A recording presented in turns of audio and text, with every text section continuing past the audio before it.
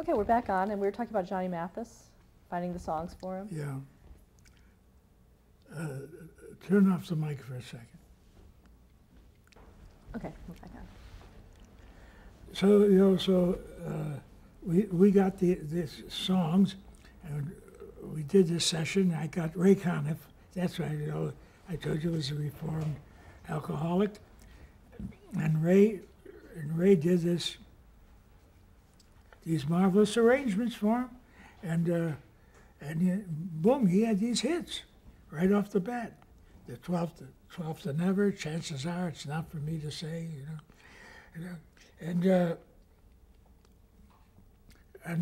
now Helen Noga, becomes the pig. She forms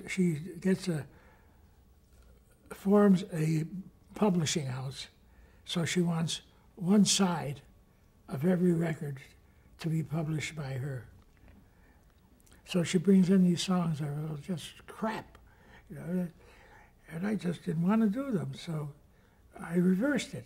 I would find a great song from a writer, and I'd say, look, I got you Johnny Mathis record, except that he'll want to publish it. Well, of course, for a Mathis record, he didn't care, because, the money's in the publishing, the performance and the record royalties. It all adds up, and the copyright's good for 75 years, So, the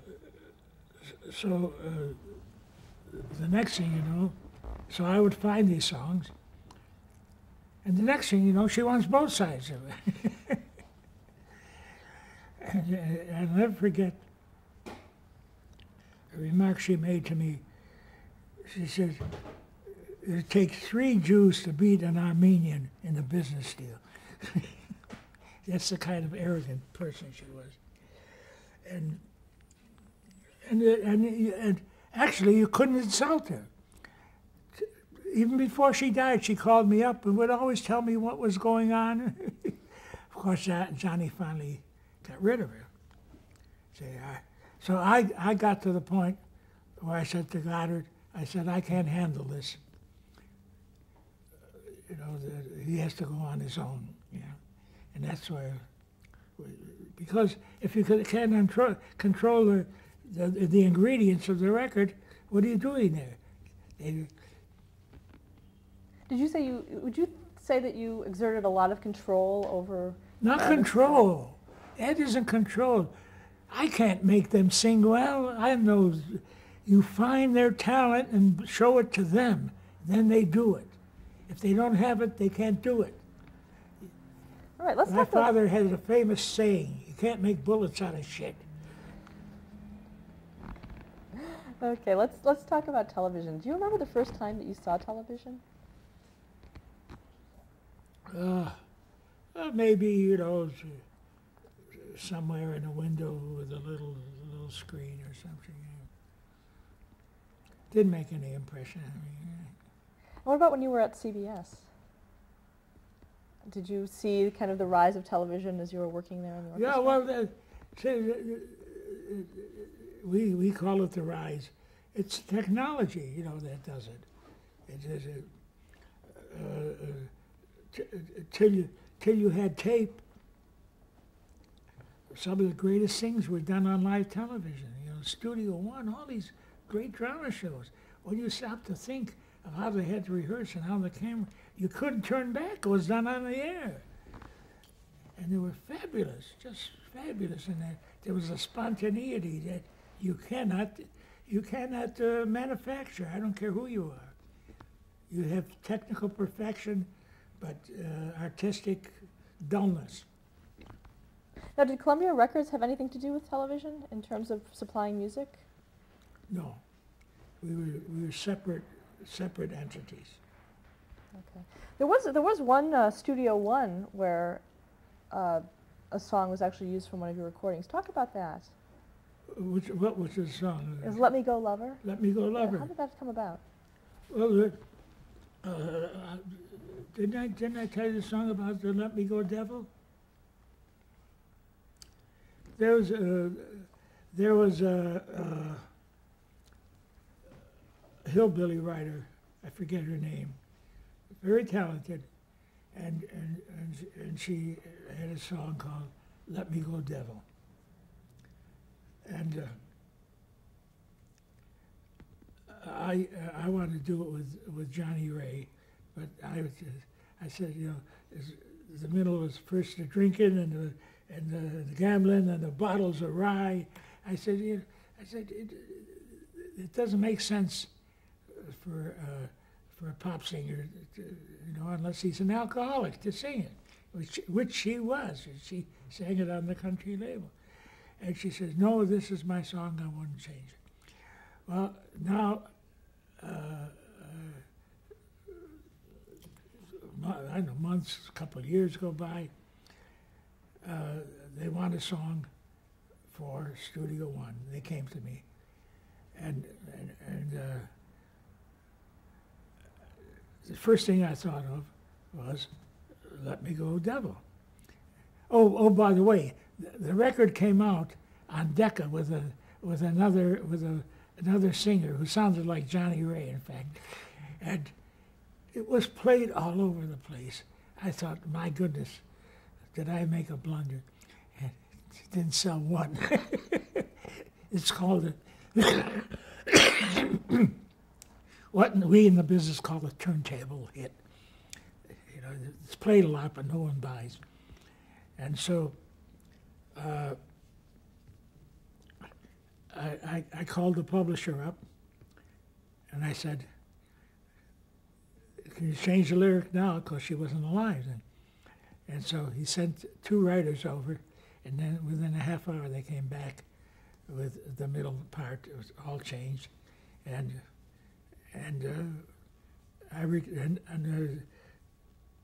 recorded it with a young lady. See, I didn't want a recognizable voice, because if it was, then it would take away from the drama. They hear Rosie Clooney singing that song.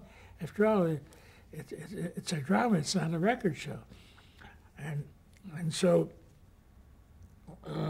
when and as I said, I made see da da dee da dee da dee da la la dee lover dee da dee da dee da. So I did instrumentals of it so that they could use parts of it as background to the dialogue without it interfering. And also, there's a whole other technique which very people realize, very few people, and you'll understand it when you can have a lot of music going on if it's in a different range than the voice. See, the voice will occupy this range, and if your music is here or even up there, but not here, so it won't blanket out the voice. See? So I did the instrumental, the guitar stuff, so that it was not in the range of the voice, so that they could use it. And they say, "Oh, it's covering up the voice." No, it wouldn't. You know, it's a small thing, but it's actually, without it, you can use it. And so I'm just telling you all this to show that what a lot of people prescribe to just plain luck, it was a lot of thought and knowledge, which you can call on just like that, and it was very easy for me. And I say that very boldly. To choose a song was not hard. Did you work directly with Franklin Schaffner, who directed that episode? No. Just gave it to them, and they did it. And what happened after that teleplay was aired? The country went crazy. Joan Weber became a big star overnight. Now, there again, the husband becomes the manager. And the career is just lost up completely. She never had a hit after that. And she went out on tour. And now, did you prepare for the possibility that this would be a hit? I mean, did you stock record stores at all? No, but I made sure that the plant, see, I got into their hair. Because how could they argue with me? I'm looking to make more money for them, and they can't say we can't. when they would say we can't do this overnight, I says, who says you can't? You've done it before. Get in the masters, instead of making 4, make 20. And then we made more plates to press the record. See, this was in the days when they had to press them in. So I was a pain in the butts of a lot of people, but we got things done. Were there other instances that you remember where a song that was played on a show would end up selling a lot of records like that? There was another one. I can't remember what I did it to. I can't remember it. What about some of the other CBS programs at the time, like Playhouse 90? Did you have any involvement with them? With who? With Playhouse 90, for instance? No, nobody. Okay. Another hit that you had was The Yellow Rose of Texas. Yeah, well, that was right out of an album that Goddard Lieberson had made about the Civil War. See, in The Yellow Rose of Texas, the yellow rose is not a rose. The yellow rose is a mulatto. The soldiers love to do songs. Mademoiselle from Armentières, Parlez-vous. Every war had a song. And this was The Yellow Rose of Texas, the one that the soldiers fell in love with and did it to. And so a song publisher came in with it, and it was public domain. And he made a copyright on his and brought it to me, and here it was on our own label. But when I heard it, I said, "My God, this is something," you know. And I made it immediately because I went in and I just made the one side and and got it out immediately. And I remember Jim Conkling, who was then president. He said, "It's a little slow." I said, "Jim, just march to it. That's all." About this time in the 50s, the country was going through the blacklist period. Did that affect your industry as well, the music industry? Not really, no. I'm trying to think. Not in the record business. Did CBS have any rules in terms of hiring musicians? No. They never came to me with anything. Although they did, there was one record that was brought to me about the atom bomb, about what it could do, and it really shook me up. I thought it should be made into a record so that people realize, you know. And I put it out, and Columbia, the guys upstairs said, "No." So it was withdrawn. Do you remember who was responsible for that? You never know. You just got a directive. Did you have to pass all of what you wanted to do? No. No.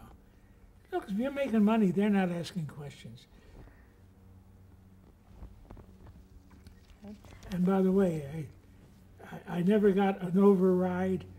I never made more than, believe it or not, got some bonuses, but $25,000 was my salary. If I got a half a penny on every record that I sold, I could have made myself $500,000. Did you ever think about going independent? No. I was having too much fun, you know. It was just, were you also playing on a lot of those records that you were producing? no, I played some, but not much. I played in Town Hall once, yeah. Okay. And also, the payola scandals were around that time too. Was that something that Columbia Records was involved in? No, how could we be involved in it? We weren't paid anything. And I told, for instance, I went to Conkling. There was a guy named, a songwriter named Bob Merrill, and Bob Merrill wrote a lot of hit songs. In fact, he wrote the hit musical for Broadway. And Bob Merrill would compose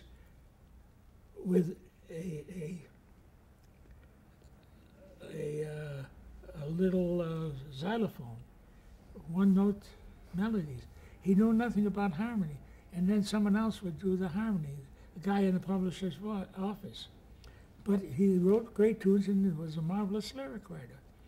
And so Bob Merrill, wrote Mambo Italiano, and he could write anything to order for you.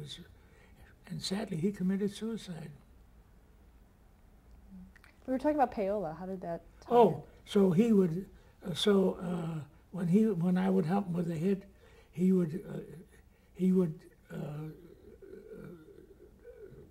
say that I deserved it, to be part of the writer. So I told Conkling about it, and he said, "It's all right, as long as." And who was Conkling? Jim Conkling was president of Columbia then. What was he like to work with?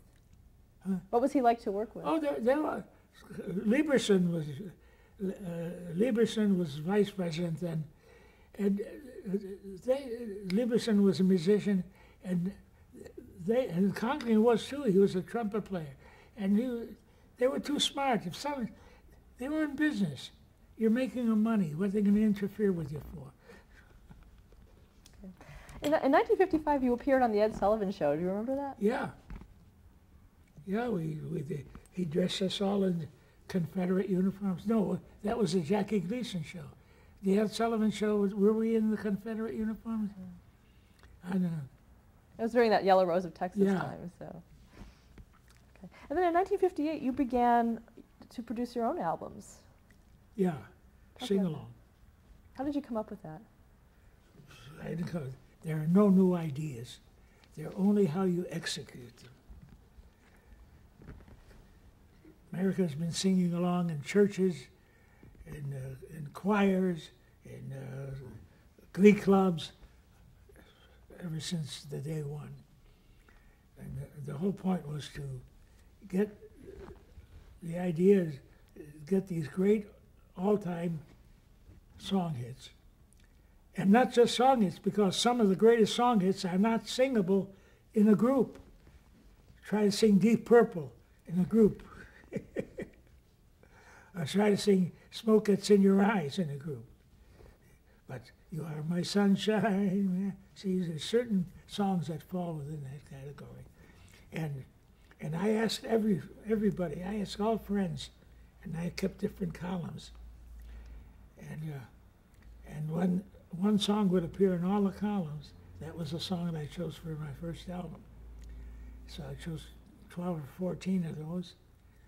That Old Gang of Mine, and put the record out in May, and tried to simulate as if it were improvised, and that's the hardest thing to do. You can't simulate improvisation, but you have to plan it really. I had 4 guitars, an accordion, and a drum, and a keyboard. Stan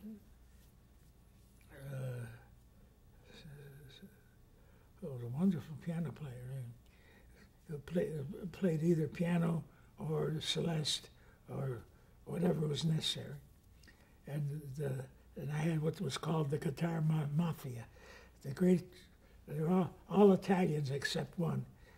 Al Caiola, he was the one who did Danger, and had all the great guitar players on there.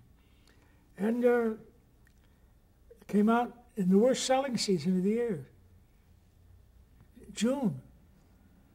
That was supposed to be the low season, and the country went crazy. And so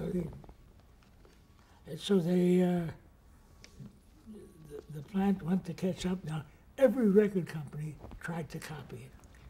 Bing Crosby made records, sing-along records. Everyone tried it.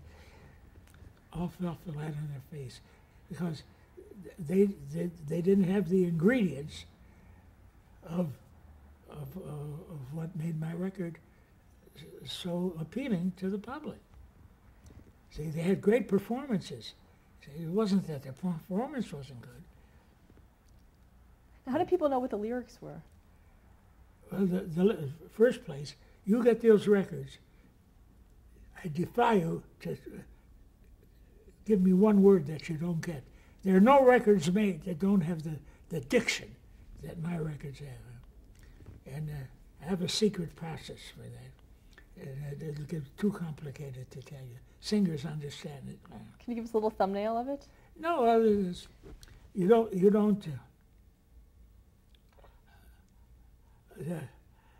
don't say, I'm looking over. It lied, it's a term. You say, I'm, and then the M, see there's only, the only sounds that make any, the only letters that make any sounds are the vowels. You can sing on vowels. You can't sing on M, on N, L, A. Those are in between. Those are consonants. So you get over the consonants and you elide the consonants and get over the vowels. And the vowels, and sing on the vowels. So I, then you say M-L-O-O. I'm looking, K-I-N-G, king, over. See? So you lie G to the O. So you get a whole line of music. Great singers do it, but they don't know what they're doing. So when you had new singers coming in, you would teach them this way of doing it? They were not new singers. The chorus, they were fabulous. I'd have an hour rehearsal with them. We'd make 4 sides in 3 hours. We make an album in 2 days. Now they take 2 years. I'm not kidding, 2 years. So the albums were called Sing Along with Mitch. Were you a household name before that? Did people know who you were before that? No, well, what do you call it? I didn't bring up the name. Stan Caven, a guy who was in sales. I played the records for the guys. At the end of the day, they come in, they say, we're all on the same floor. That's why I say it's so different now. You say, what have you got for us to hear? So I give them previews. And Stanley says, sing along with Mitch. So I said, that's a good title. I didn't know what to call it, you know. Did you find yourself becoming much more recognized on the street? Yeah. Well, the television did that, not the art, not the record so much. Although the beard, in those days, people saw the beard. The kids would yell, beaver, yell at you. When did you start growing that trademark beard? No, I just both grandfathers. Pictures in the house. They were very stately guys. I never met them, but they had beards, and I was fascinated.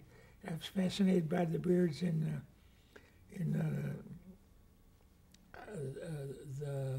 the book about Egypt. The famous book about the British guy, the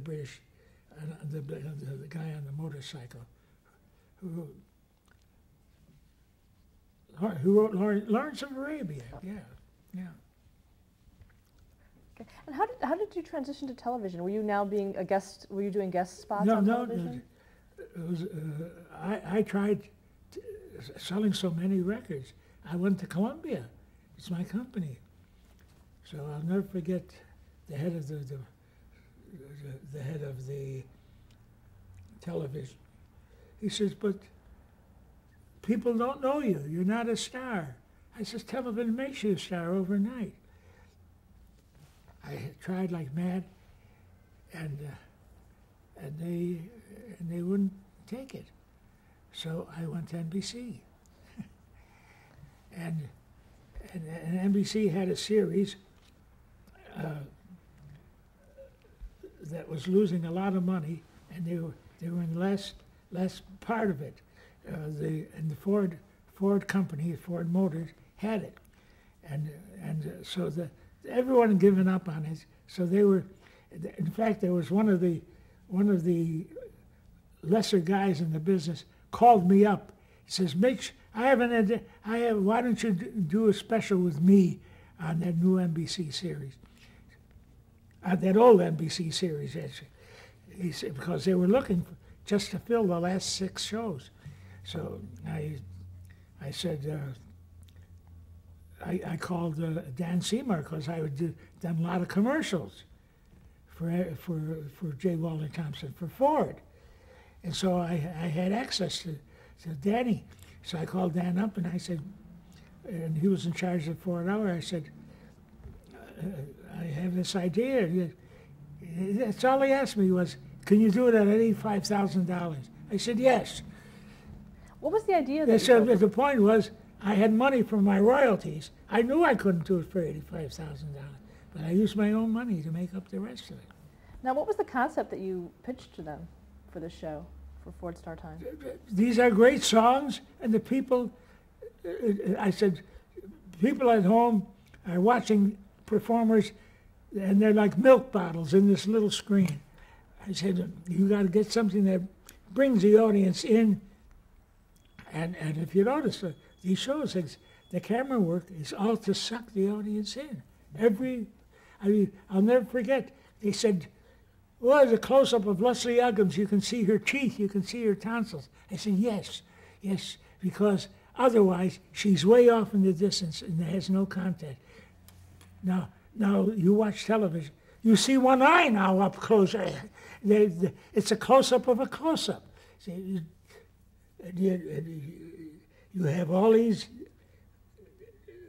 shows and the dates, so you can look at them and you can see the innovations I did, which were just common sense. Didn't take I didn't need a big brain. I said, what makes it easier for the person at home to become part of the show? That's all.